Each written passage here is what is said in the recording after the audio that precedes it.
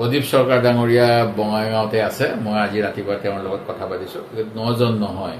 আৰু দ্বিতীয়, তেওঁলোকে কৈছে যে আমাৰ বিধানসভাৰ কেইটামান পদবী খালী আছে, ৰাজনীতি কৰিলে সকলোৰে আগলৈ যাবলৈ ইচ্ছা থাকে, সেই গতিকে তেখেতসকলে বিধায়কতকৈ বিধায়িনী দলৰ বিষয়ববীয়া হ'ব পাৰে নেকি, সেই কথাটো চেষ্টা কৰিব গৈছে বুলি কৈছে। তেখেতে তেনেকৈ ক'লেও তেখেতেও জানে হাইকমাণ্ডৰ অনুমতি নহ'লে ভাগ কৰি নলয়।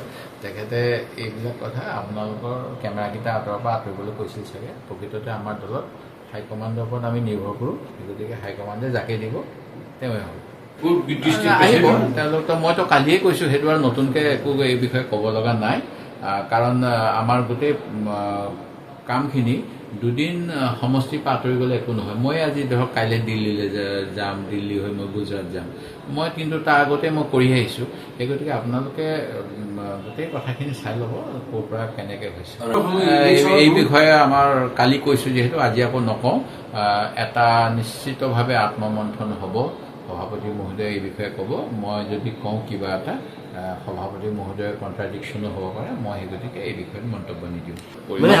চবতে ভাল প্ৰাৰ্থী, যোগ্য প্ৰাৰ্থী আপোনালোকে ঠিক হৈ আছে। ভাল প্ৰাৰ্থী, যোগ্য প্ৰাৰ্থীটো কেনেকৈ ক'ব, সেইটো ৰাইজৰ কথা।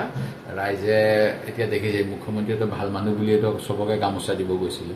এতিয়া ক'ৰবাত চোৰ ওলাইছে, ক'ৰবাত মৰা মানুহ ওলাইছে, সেইটো মুখ্যমন্ত্ৰীয়ে এইটো কৰোঁ বুলি কৰিছে নেকি? সেই গতিকে সেইবিলাক ৰাইজৰ কথা, সেইবিলাক কেনেকৈ ক'ব পাৰি নাজানো। আমিতো তেনেকৈ নকওঁ। আমি প্ৰতিটো নিৰ্বাচনী খেলিবলৈ যত্ন কৰোঁ, ভাল হ'ব বুলি আশা কৰোঁ। কিবা কাৰণত নাই হোৱা, semi final, pre final, quarter final, এইবিলাকতো মই নাজানো।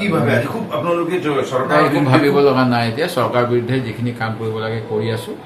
আৰু নিৰ্বাচনৰ সময়ত মুখ্যমন্ত্ৰী মহোদয়ে নিৰ্বাচনী বিধি ভাঙি আছে। মই সেই বিষয়ত আৰু মন্তব্য নিদিওঁ। আপোনালোকে পাৰিলে মুখ্যমন্ত্ৰীক সুধিব তেখেতে কিয় নিৰ্বাচনী বিধি ভংগ কৰি থাকে, কিয় তেখেতে প্ৰলোভন দি থাকে। এই প্ৰশ্নখিনি সুধিলেহে মই আপোনালোকৰ পঞ্চায়তৰ বিষয়ে নেক্সট প্ৰশ্নটো উত্তৰ দিব পাৰিম।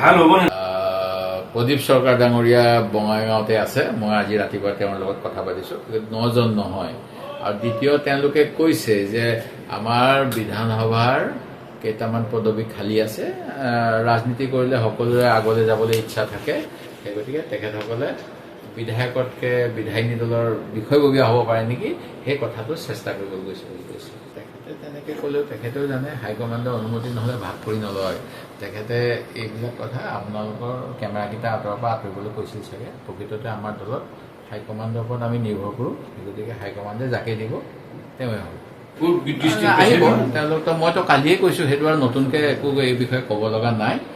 কাৰণ আমাৰ গোটেই কামখিনি দুদিন সমষ্টিৰ পৰা আঁতৰি গ'লে একো নহয়। মই আজি ধৰক কাইলৈ দিল্লীলৈ যাম, দিল্লী হৈ মই গুজৰাট যাম, মই কিন্তু তাৰ আগতে মই কৰি আহিছোঁ। সেই গতিকে আপোনালোকে গোটেই কথাখিনি চাই ল'ব ক'ৰ পৰা কেনেকৈ হৈছে।